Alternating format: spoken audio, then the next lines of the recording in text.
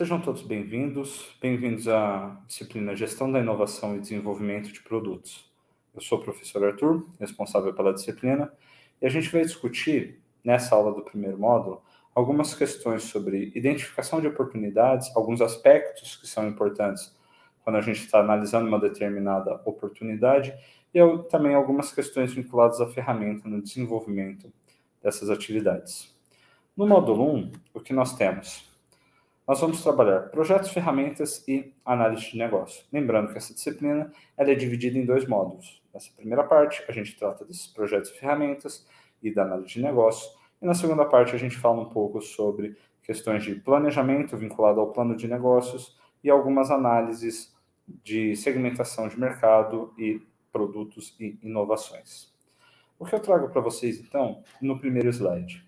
Eu trouxe uma citação de Dornelas, de 2021, que fala o quê? O que conta não é ser o primeiro a pensar e ter uma ideia revolucionária, mas sim o primeiro a identificar uma necessidade de mercado e saber atendê-la antes que os outros o façam. Então percebam que quando nós estamos falando de projetos ou análises de negócios e oportunidades de negócios, é importante que a gente lembre que não basta ter uma ideia que seja muito boa, uma ideia que seja revolucionária, algo que as pessoas precisem, que exista uma demanda, mas sim ter essa ideia e conseguir operacionalizá-la, transformá-la em um negócio ou executá-la de modo a levar adiante aquilo que foi pensado, aquilo que foi imaginado e conseguir atender uma determinada necessidade que se coloca. Por exemplo, uma pessoa ela pode ter uma ideia revolucionária, inovadora, sobre fontes de recursos energéticos, seja para produção de eletricidade, seja combustíveis utilizados em carros, mas se ela não executar essa ideia, se ela não operacionalizar essa ideia e conseguir desenvolver, de repente, um negócio com base nessa ideia, de nada adianta. A ideia vai morrer com essa pessoa.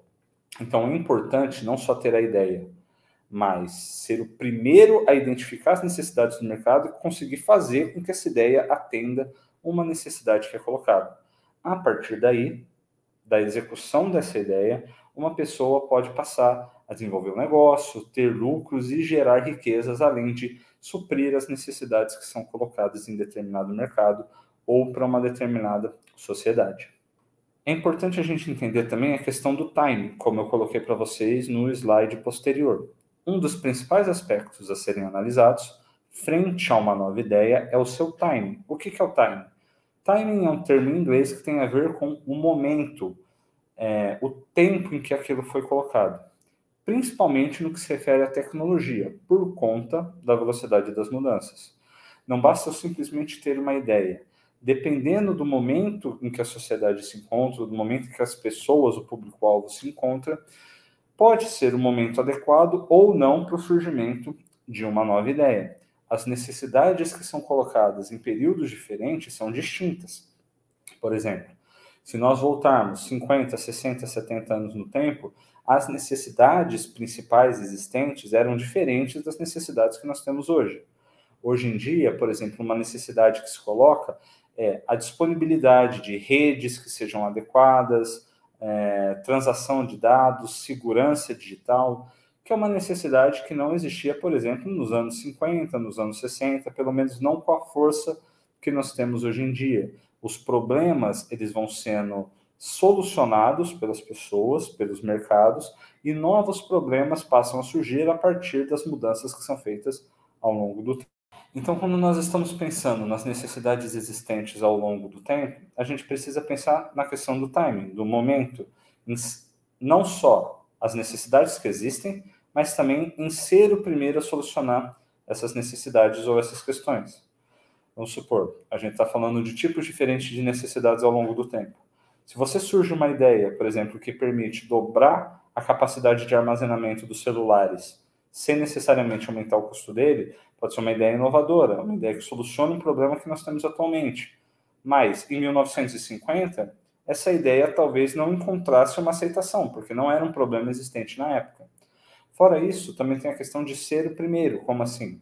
Se você tem uma ideia revolucionária, uma ideia inovadora para sanar alguma necessidade que existe, você tem que considerar que, dependendo do tempo que se leva para colocar essa ideia em execução, outra pessoa pode ter uma outra ideia, ou mesmo uma ideia muito semelhante à sua, sobre como resolver esse problema e colocar essa ideia em prática. Então, a sua ideia passa a ser vista como secundária.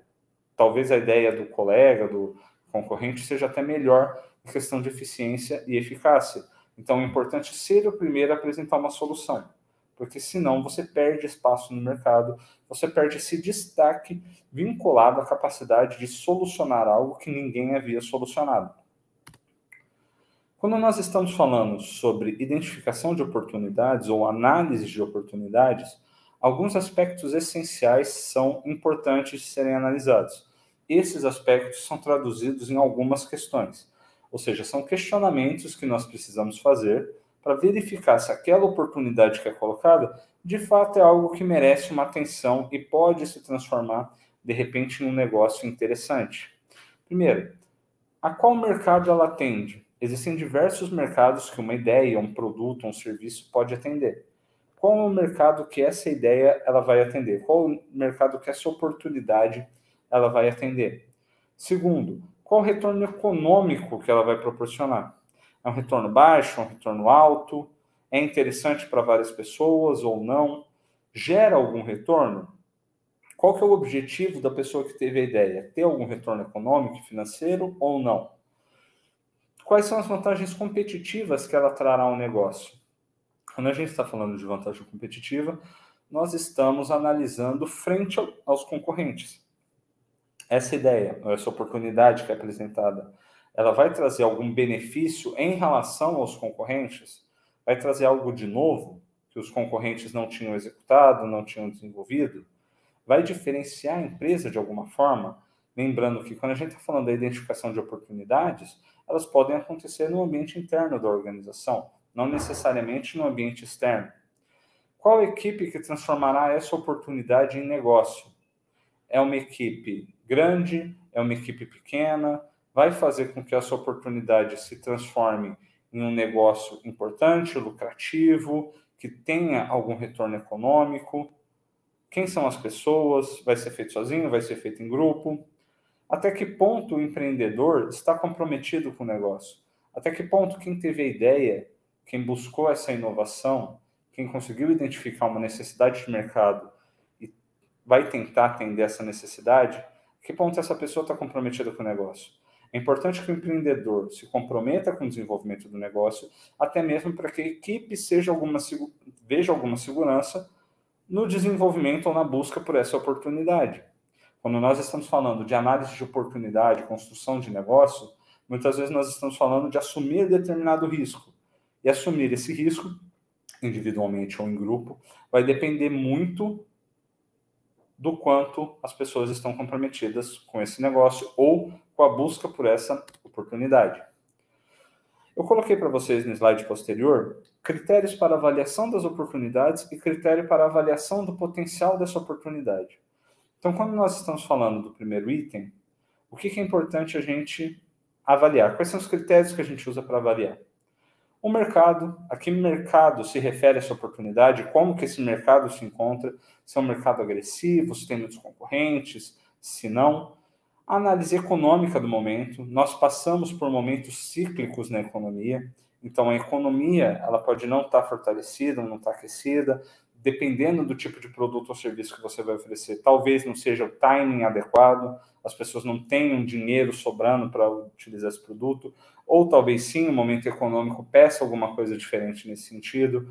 Quais são as vantagens competitivas que essa oportunidade vai trazer? De que maneira essa oportunidade vai conseguir diferenciar o seu negócio dos concorrentes? E a equipe gerencial, como que essa equipe gerencial é formada? Quem são as pessoas que a compõem? Quais são as suas capacidades técnicas, as suas capacidades de conhecimento? Como que elas vão poder auxiliar no desenvolvimento e manutenção das atividades do negócio? E quando nós estamos falando sobre avaliação do potencial da oportunidade, o que é importante a gente analisar? Qual demanda que o mercado tem? Existe uma demanda de mercado? É uma demanda elevada? É uma demanda baixa? As pessoas, será que elas não poderiam se empolgar com aquele produto ou serviço em um dado momento e depois deixar de consumir esse produto ou serviço? nós precisamos pensar a curto, médio e longo prazo. Curto prazo, eu estou falando de semanas, às vezes alguns meses. Médio prazo, eu estou falando de um período que geralmente envolve 1 ano, no máximo 2 anos, e longo prazo são períodos superiores. Durante quanto tempo esse negócio vai existir? Será que a demanda existente é algo que vai se manter ou ela vai terminar em poucos meses, em poucos anos? Tamanho e estrutura do mercado. É um mercado muito grande? Qual que é a estrutura que esse mercado tem? Existem muitas empresas, as empresas que existem são bem consolidadas ou não? Vamos pensar, se nós estivermos falando do mercado de refrigerantes, existem diversas empresas, mas existem poucas empresas que têm uma estrutura muito grande e dominam esse mercado. Então, como que vai ser feita a competição? Você vai conseguir competir diretamente com uma grande marca de refrigerante ou não? Você vai adotar uma estratégia de conseguir atender um público mais local, com um gosto específico? E também análise de margem. Quais são as margens vinculadas a esse negócio? São margens boas? Quanto de custo que eu tenho? Qual que é o lucro que eu vou ter no final? Qual que é o preço do produto que eu vou disponibilizar para as pessoas? Tudo isso vai influenciar na avaliação do potencial que essa oportunidade tem. De repente, é uma oportunidade que tem uma margem de lucro muito pequena. Então, talvez eu não tenha um potencial muito grande. Tudo isso eu preciso analisar com base numa série de questões e itens que foram colocados aqui para vocês. Quando nós estamos falando de ferramentas vinculadas à análise do negócio, desenvolvimento das atividades, uma das principais é o ciclo PDCA, como é colocado aí para vocês no slide. O ciclo PDCA ele envolve algumas ações, que é planejar, executar, verificar e agir. Plan, do, check e act. O plano, a gente basicamente vai traçar caminhos, a gente vai verificar possibilidades que nós temos para atingir determinado objetivo. A partir do momento que nós fizemos esse planejamento, a gente vai para a parte de execução, ou seja, do. A parte de execução vai colocar em prática o que foi planejado. Em seguida, nós temos a parte de verificação. A parte de verificação vai analisar o que foi feito na execução e identificar possíveis pontos de melhoria, necessidade de alteração e, por fim, nós temos a parte do agir, que é justamente realizar essas melhorias, fazer as alterações e voltar para a parte do planejamento. Percebam que, como a figura é colocada para vocês, ela foi colocada de maneira cíclica, ou seja, ela é contínua. Eu vou planejar, executar o meu planejamento, verificar o que foi executado, depois eu vou agir com base naquilo que foi verificado e voltar para a parte de planejamento, buscando sempre uma melhoria contínua para conseguir que o meu negócio, que o meu processo chegue a níveis mais elevados no que tange à qualidade. Outra ferramenta que é muito utilizada é o método de processo Lean, que basicamente significa algo enxuto, algo sem gordura, que é uma abordagem que volta para critérios básicos, que tenta excluir uma série de despesas, custos, desperdícios que são colocados no processo para garantir que as coisas funcionem da melhor maneira possível. Então, aqui para vocês, eu coloquei essa figura que foi tirada do Bergamo Filho em 2019, que traz 6 etapas.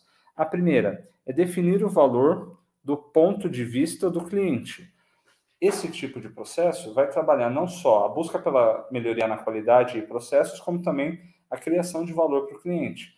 Então, é importante que o cliente perceba algum valor ou veja algum valor naquele produto ou serviço que é colocado. Qual que é a segunda etapa? Alinhar a melhor sequência das atividades que criam valor, trabalhando o fluxo do valor. Então, não basta só eu pensar no valor do cliente, mas eu tenho que estruturar o desenvolvimento das atividades de modo a garantir que essas atividades tenham um fluxo de valor e possam fazer com que o cliente enxergue esse valor da melhor maneira possível. Terceiro item, identificar desperdícios e eliminá-los. Os desperdícios são considerados perdas. Né? Se nós estamos falando de desperdício de matéria-prima, isso vai gerar custos. Se eu estou falando de desperdício de tempo, isso também pode acarretar em aumento de custos ou diminuição da produção. O que nos leva aos próximos itens. Item 4. Realizar essas atividades sem interrupção, ou seja, manter o fluxo do processo. Quando nós estamos falando de interrupções, a gente está falando de desperdício de tempo. Etapa 5. Sempre que alguém solicitar, push, ou seja, trabalhe com a questão do auxílio ao colega ou mesmo manutenção do fluxo de acordo com aquilo que vem sendo solicitado. E no fim nós temos a etapa 6, que é melhoria contínua em busca da perfeição, ou seja, nós vamos tentar adaptar um processo de melhoria contínua para sempre fazer arranjos necessários, alterações sejam necessárias para garantir a busca pela qualidade contínua, ou seja, sempre melhorar a cada passo. Percebam que tanto esse Lean quanto o ciclo PDCA, eles vão trabalhar formas de se garantir o desenvolvimento dos processos buscando sempre a qualidade, a melhoria contínua. Eu também trago para vocês o conceito de compliance. O que é compliance? Termo que designa atendimento e cumprimento às normas e regras legais e regulamentares. A empresa que visa uma consolidação no mercado a longo prazo deve alinhar o compliance aos objetivos estratégicos, missão e visão. Por quê? Se eu não conseguir alinhar o meu objetivo estratégico, a missão e a visão que a empresa possui a atendimento e cumprimento de regras e normas, pode surgir uma série de conflitos, seja no ambiente interno, se eu estou falando de regras e normas do ambiente organizacional de dentro da empresa, ou vinculado, por exemplo, a normas e regras que tem no ambiente externo, vinculado a governos, instituições e afins. Tanto os objetivos estratégicos, a missão e a visão precisam estar de acordo com o cumprimento dessas normas e regras, quanto as normas e regras elas precisam ser respeitadas de acordo com aquilo que se coloca no mercado. Se nós temos uma empresa que o cumprimento das regras e regulamentos vai de conflito com seus objetivos estratégicos, missão e visão, pode ser que essa não consiga se manter no mercado, se estruturar, principalmente quando a gente está se referindo ao longo prazo. Quando nós estamos falando de projetos e oportunidades de negócio, também é importante a gente pensar em fontes de financiamento. De onde que a gente vai tirar o dinheiro, de repente, para o investimento inicial, compra de equipamentos e afins? As principais fontes de financiamento no Brasil são a economia pessoal, famílias e amigos. Você pega dinheiro com um tio, com um primo que tem interesse, de repente, no negócio que você está desenvolvendo, ou mesmo economias que você tenha feito, que você já possui. Investidor anjo, que são investidores que fazem grandes investimentos em negócios iniciais, muitas vezes ainda está no processo de desenvolvimento e execução da ideia, mas são feitos grandes investimentos justamente para auxiliar no desenvolvimento desse negócio. Nós também temos possibilidade de fornecedores, parceiros estratégicos, clientes e funcionários que podem financiar de alguma forma a ideia, e capital de risco vinculado a empresas de financiamento de capital, como, por exemplo, bancos e agências financeiras. É importante pensar em quais tipos de fontes vão ser buscadas e na questão da diluição do risco. Talvez pegar todo o capital necessário com uma agência de empréstimos que trabalha em capital de risco não seja interessante. Talvez seja interessante mesclar um pouco cada uma dessas fontes de acordo com a quantidade que se precisa e do risco que se deseja correr. E aqui no fim eu coloquei para vocês as referências que foram utilizadas na composição desse material e na apresentação desses conceitos, e desejo a todos ótimos estudos.